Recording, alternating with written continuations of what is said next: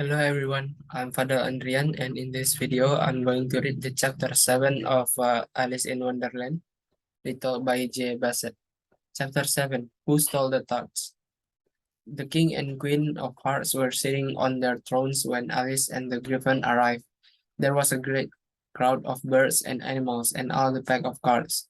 Soldiers stood all around the knave of hearts, and near the king was the white rabbit with a trumpet in one hand. In the middle of the room there was a table with a large plate of tarts on it. They looked good, thought Alice, who was feeling a little hungry. Then the white rabbit called out loudly, "Silence! The trial of the knave of hearts will now begin." He took out a piece of paper and read, "The queen of hearts, she made some tarts, all on a summer day. The knave of hearts, he told those tarts, and took them all away." "Very good," said the king. "Call the first witness." Alice looked at the jury who were now writing everything down. It was very strange jury. Some of the jurymen were animals and the others were birds. Then the white rabbit blew his trumpet 3 times and called out, "First witness." The first witness was the hatter. He came in with a teacup in one hand and a piece of bread and butter in the other hand. "I am very sorry, Your Majesty," he said. "I was in the middle of tea when the trial began." "Take off your hat," the king said. "It isn't mine," said the hatter. "Stolen. Write that down." The king said to the jury, "I keep hats to sell," explained the hatter. "I don't have a hat myself. I'm a hatter." "Give your evidence," said the king, "or we'll cut your heads your head off." The hatter's face turned white. "I'm a poor man, Your Majesty," he began in the second voice. Just then Alice had a strange feeling. After a minute or two she understood what it was. "Don't push like that," said the Dormouse, who was sitting next to her. "I'm nearly falling off my seat." "I'm very sorry," Alice said politely. "I'm getting bigger and taller, you see." "Well, you can't do that here," said the Dormouse crossly, and he got up and moved to another seat. The hatter was still giving evidence, but nobody could understand a word of it. The king looked at the queen, and the queen looked at the executioner.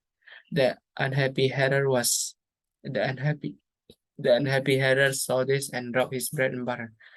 "I'm a poor man, Your Majesty," he said again. "You're a very poor speaker," said the king. He turned to the white rabbit. "Call the next witness," he said. The next witness was the Duchess cook, who spoke very angrily and said that she would not give any evidence. The king looked worried and told the white rabbit to call another witness. Alice watched while the white rabbit looked at the names on his piece of paper. Then, to her great surprise, he called out loudly, "Alice!" "Here," cried Alice, jumping to her feet. "What do you know about these stars?" said the king. "Nothing," said Alice. The queen was looking hard at Alice. "No," she said. "All people a mile high must leave the room." "I'm not a mile high," said Alice, "and I won't leave the room. I want to hear the evidence." "There is no more evidence," said the king very greatly, "and now the jury will—" "Your Majesty," said the white rabbit, jumping up in a great hurry, "we've just found this letter. There's no name on it, but I think the knave wrote it." "No, I didn't," said the knave loudly. Read it to us. Read it to us," said the king. "Where shall I begin, Your Majesty?" asked the rabbit. "Begin at the beginning," said the king, "and go on until you get to the end. Then stop." Everybody listened very carefully while the white rabbit read these words. They tell me you have been to her, and tell of me to him. She thought I was a gardener, but said I could not swim. He tells them that I have not gone. We know that this is true. If she decides to hurry on, what will they do to you?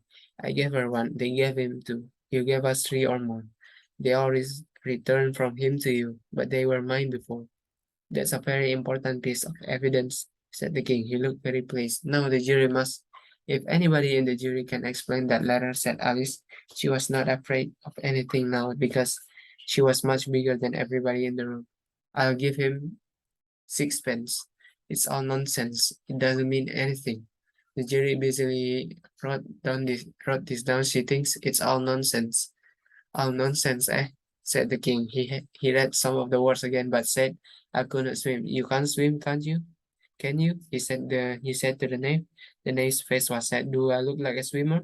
he said, and he didn't because he was made of paper. The king smiled, and I understand everything now, he said. There are the stars, and here's the knave of hearts, and now the jury must decide who the thief is. No, no, said the king. Off with his head. The jury can say what it thinks later. What nonsense, said Alice loudly. The jury must decide first. You cannot be quiet, said the queen, her face turning red. I won't, said Alice. Off with her head, screamed the queen. Nobody move. It doesn't matter what you say, said Alice. You are only a pack of cards. Then the pack of cards flew up into the sky and began to fall on Alice's face. She gave a little scream and woke up.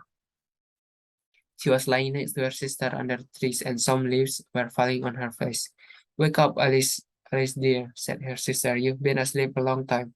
Oh, I've had a very curious dream, said Alice, and she told her sister all about the strange adventures in her wonderful dream.